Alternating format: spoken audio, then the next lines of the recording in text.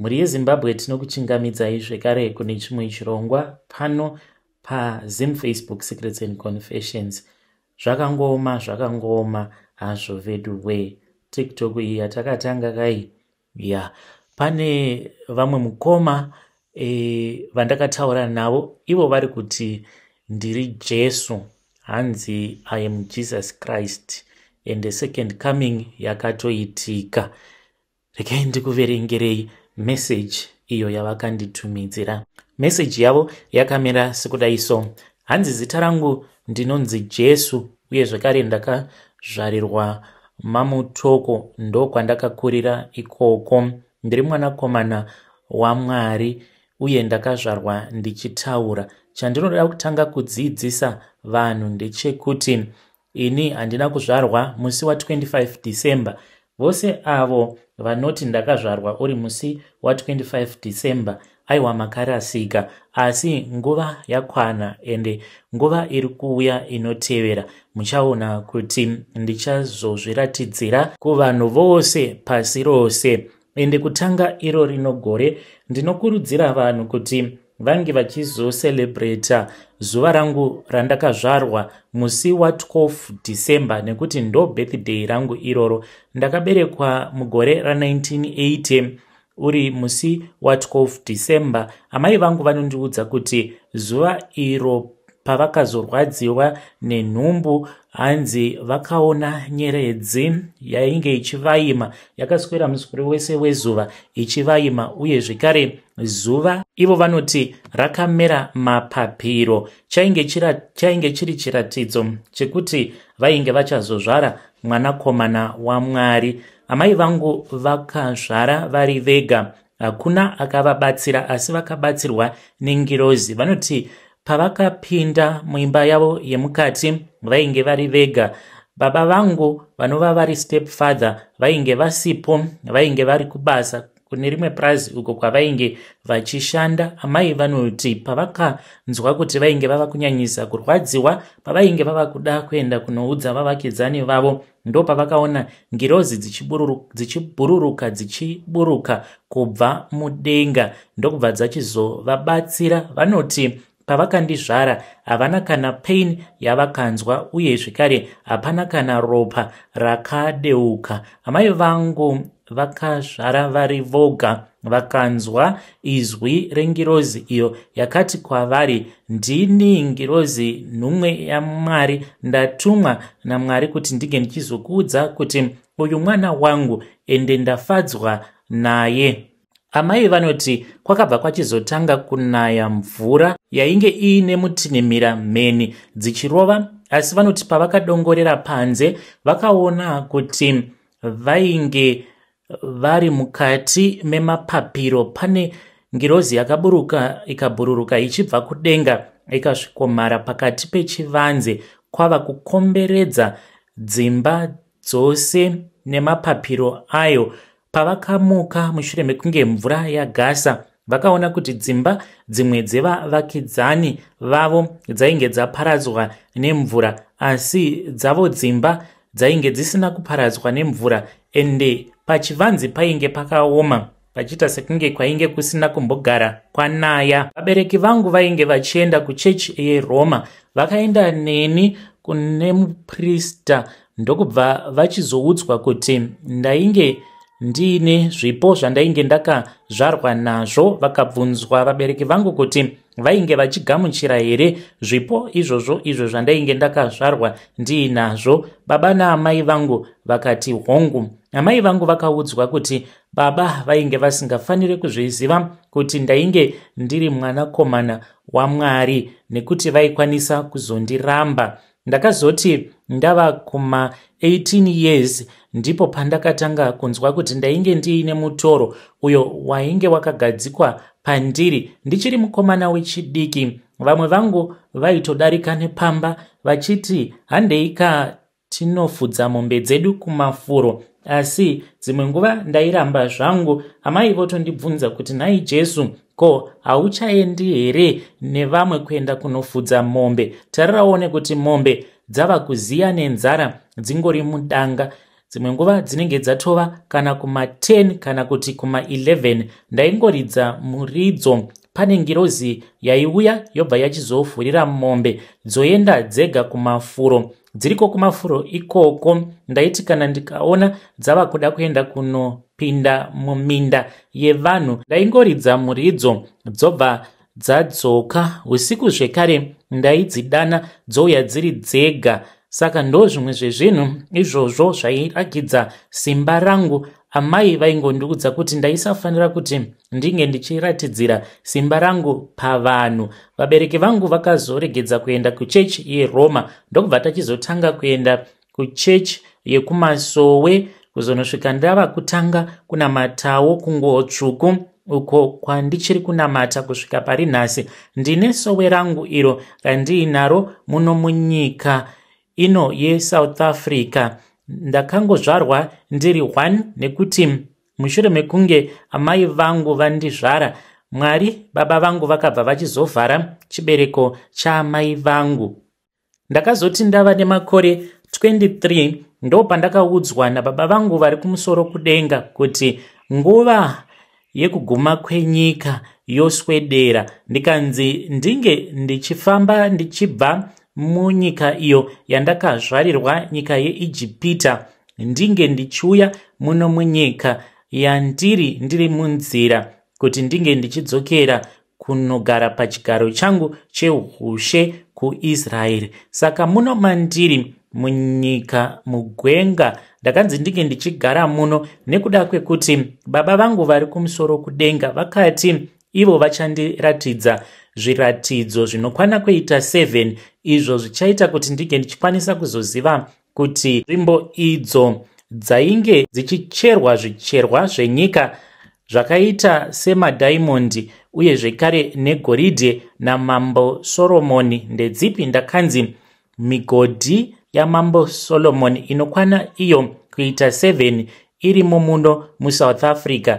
Kugara kwandakaita muno ndo zvandakamirira. Ndakanzi ndicharatidzwa zviratidzo zvinokwana izvo kuita 7. Yet ndiri kufanira kuti ndinge ndichizobuda kubva muno munyika. Kana ndabuda muno munyika ndinofanira kuti ndige ndichizodzokera kuZimbabwe ndoenda kumberengwa uko kwandichanotora vadzidzi vangu avo vanokwana kuita 12 ndobva ndachizotanga kufamba navo. Ndinofanira kuti ndinge ndichisarudza pakati pavo varemba, varume vanokwana ivo kuita 12 vasina chivi, vasina kumbobvira vakatadzira munhu, avo vandichazofamba navo ndichienda navo kunyika yeIsraeri uko kwandichazonotora chigaro changu cheushe. Ndini shumba yerudzi rwaJudha uye zvekare semwanakomana waMwari ndinoita zviratidzo, asi ndichiita zviratidzo ndinenge ndisingadi kuti vanhu vange vachizviziva kuti ndini mwanakomana waMwari. Zimbabwe yose hakuna muprofita kana mufundisi ane masimba, nekuti dai kwainge kuine muprofita kana kuti mufundisi ane masimba vangadai vakazviziva, vangadai vakazviona kuti mwanakomana waMwari akaburutswa akabva kudenga akazvarwa nemwana wemunhu munzvimbo yeMamutoko mugore iroro ra1980. Handikanganwi avo vakanditengesa kuti ndinge ndichizourawa.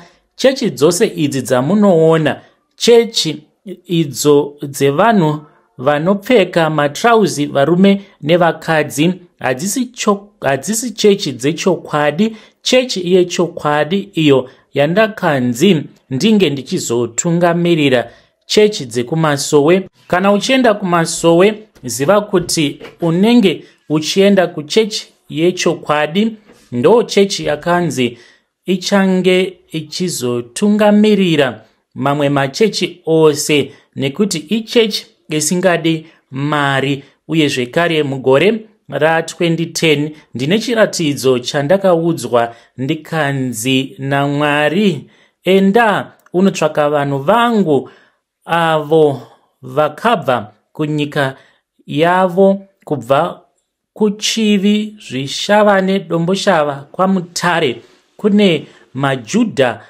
awo echitema, nekuti ndivo chaivo vanakomana vaDhavhidhi vagere munyika yeIsraeri pari zvino, havasi verudzi rwaDhavhidhi.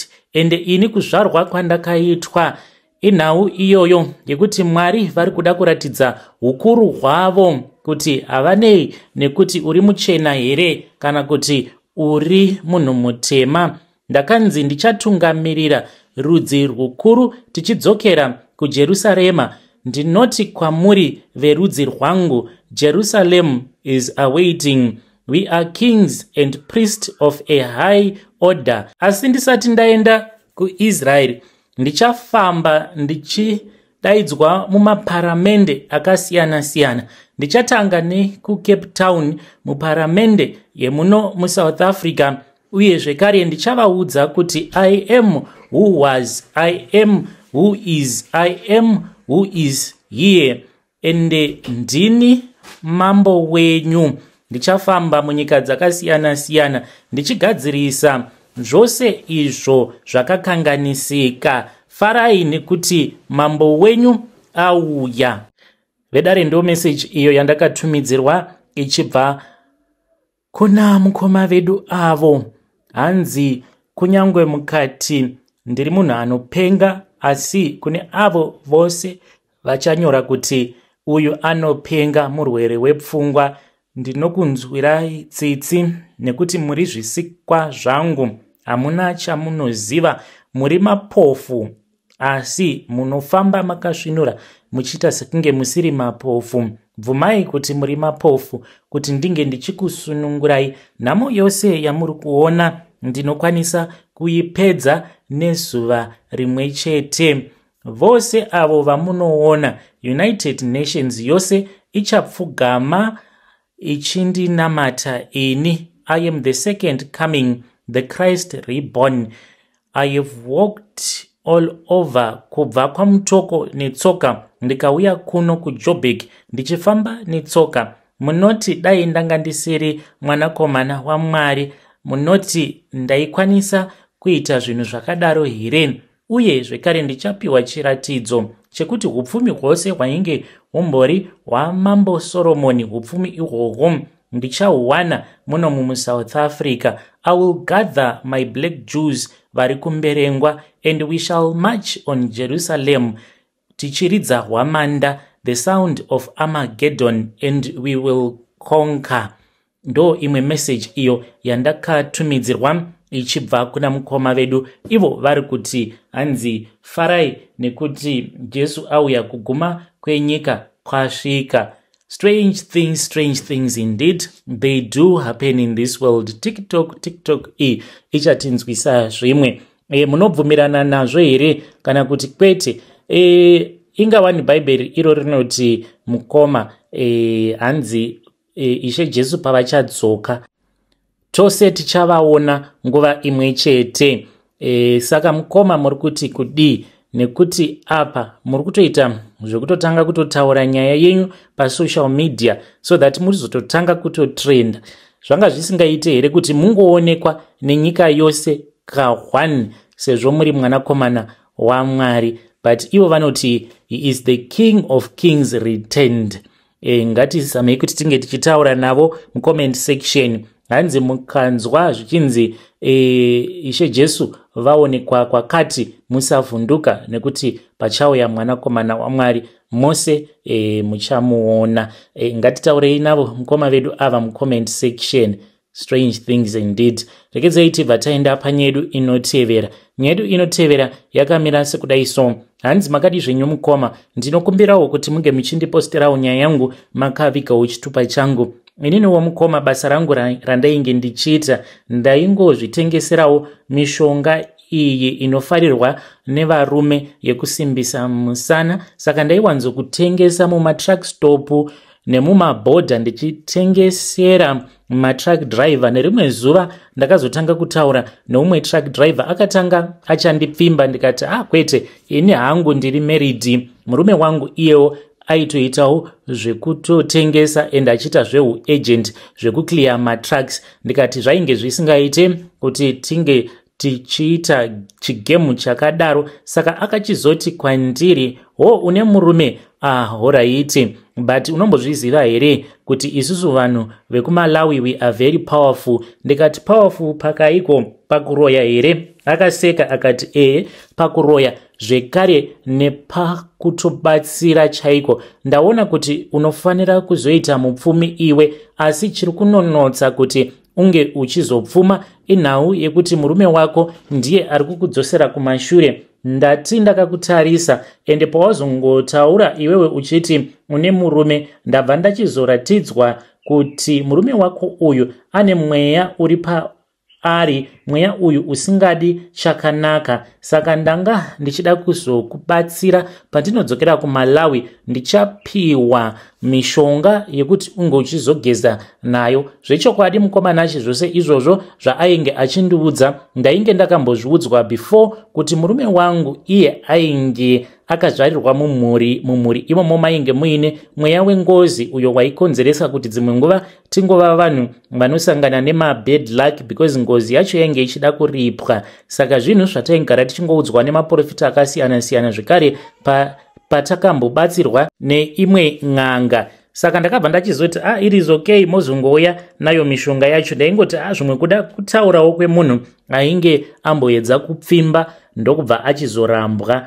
Mukoma akazoti ava kudzokera kuSouth Africa on his return trip, ndo apo paakazoti kwandiri ainge auya nawo mushonga iwoyo akabva nawo kuMalawi. Ndakaugamuchira mushonga uyu, ndakavhura ndikaona kuti muchipepa bhegi mainge muine chidende chainge chirimo. Mukati mechidende ndakaona kuti mainge muine gonye riya chikukwa ndo chainge chirimo muchidende imomo. Ndokubva anditi ndaifanira kuti ndinge ndichizotsvaka muti kana kuti ruva rekuti kana ukarisvina rinoburitsa mukaka.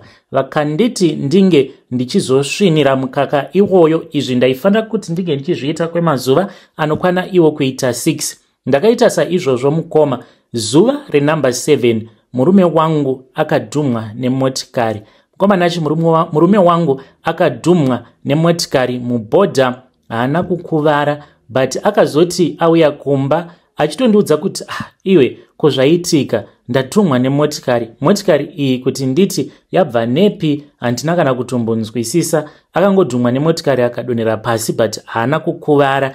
Then ndokubva atotanga kutoti pain, ndikunzwa pain pachipfuva pangu, ndikuita sekunge ndakatsikwa nevhiri chairo retruck. Ndokubva tamhanya naye kuchipatara. Mukoma nashi akazoshayika kuma 3 am the next day.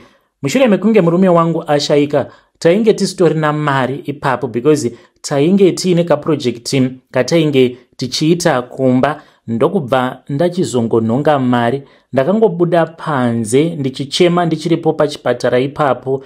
Ndainge ndochema zvino ndichiti asi nhai Mwari, why masarudza kundipanisha nenzira dzakadai? Murume wangu afa, apa handina kana mari. I think kuti mari yandainge ndiinayo mumba yainge isingasviki kana $60 chaiyo. Ndokubva ndanhonga mari. Ndakangonhonga chihandbag mukoma, zviya zvimacross handbags zvinofarirwa nevanhu mazuva ano. Chainge chakati mako kuzara nemari. Ndakatarisa ndikaona kuti painge pasina ainge andiona.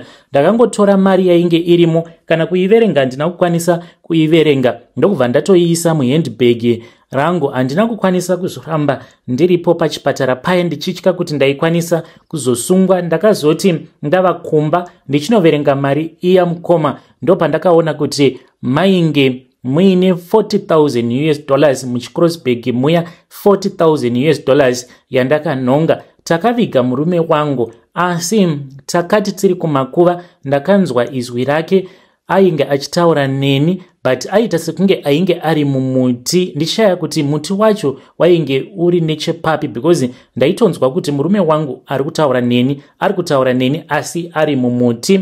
Pacho patainge tichimuvigira painge pasina kana muti padhuze. Mukoma akabva ati, ko wakashandisa mari yeropa kuti unge uchizonditengera kofini. Une moyo wakaoma mukadzi wangu. ndozvaaingotaura izvozvo. Ndakambovhunduka but ndakabva ndatongozvishingisa ndikaita sekunge ndainge ndisingambomunzwi achitaura neni. Fast forward mukomanashe, ndakazotanga kungorota ndiri kuMalawi ndichichera makuva uye zvekare ndichifushira makuva aya. So ndakazoti ndapedza kuchera nekufushira makuva ndikabva ndatanga kuverenga makuva aya, ndikabva ndaona kuti makuva iwawo ainge ari 15 makuva, but pa15 makuva acho iwawo painge paine guva remurume wangu. Saka ndakati ndakatarisa chikwangwani chainge chakanyorwa zita remurume wangu, surname zvekare nezuva raakafa, zuva raakazvarwa nezuva raakazofa, ndikatoti ko murume wangu ka uyu azovigwa kuMalawi. Ndakati ndakatarisa ndobva ndakangonzwa izwi rakati verenga ka. Mukomanashe, pamakuva acho ose makuva iwawo painge pakanyorwa mazita anabamunini, vaning'ina vemurume wangu, vanabamukuru, madzikoma emurume wangu, uye zvekare nehama nevazukuru. Ndichitaura nemi kudai mukoma, kubva zvandakanhonga mari iya sofa pafa vanhu 4 mukomanashe, 2 vemumhuri, 2 1 murume wangu neumwe muning'ina wake, zvichireva izvo kuti pane 11 vasara. Driver uya wekuMalawi ndakamboedza kuti ndige ndichimutsvaka ndichida kubvunza kuti zvino mari iya yandakazonhonga ndoita sei nayo. Imwe yacho ndakaishandisa, ndakamutsvaka kusvika ndaneta, ndakazongotorawo mari yainge yasara because pakuvigwa kwemurume wangu ndakashandisa only $2,000. Imwe yacho ndainge ndakaichengeta, ndo yandakazoshandisa ndikatenga kamotikari. Saka project riya ratainge takatanga rehuku dzacho mukomanashe ndokubva dzanyatsokundipa profit. Ndikatanga kuenda kumazowe ndichinotengesera makorokoza, ndikatanga kuhodha hembe. Ndichitaura nemi kudai so ndakazototengawo imba yangu munomu muHarare kumaSuburbs chaiko.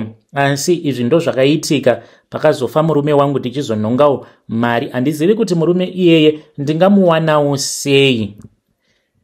Hey, vedare ndo message iyo yandakatumidzirwa ichibva kuna vahanzvadzi vedu. Ini ndinoona sekunge vahanzvadzi vedu ava vanenge vakaita mari yekutorasirirwa, zvokuti maybe truck driver uyu akatoromba, kana kuti ainge atori pakati pekutoromba akanzi unotsvaka munhu wekurasirira, then munhu yeye waunenge warasirira pamwe, which means sisi ava zvose zviri kuitika kuti hama dzavo dziri kufa ndo vava kuita mablood sacrifice. Uya mukunoromba kwake kwaakaita pamwe hapana kana mablood sacrifices aari kumboita. Asi ngatitaurei navo, vari kubvunza kuti zvino munhu uyu ndingamuwana sei.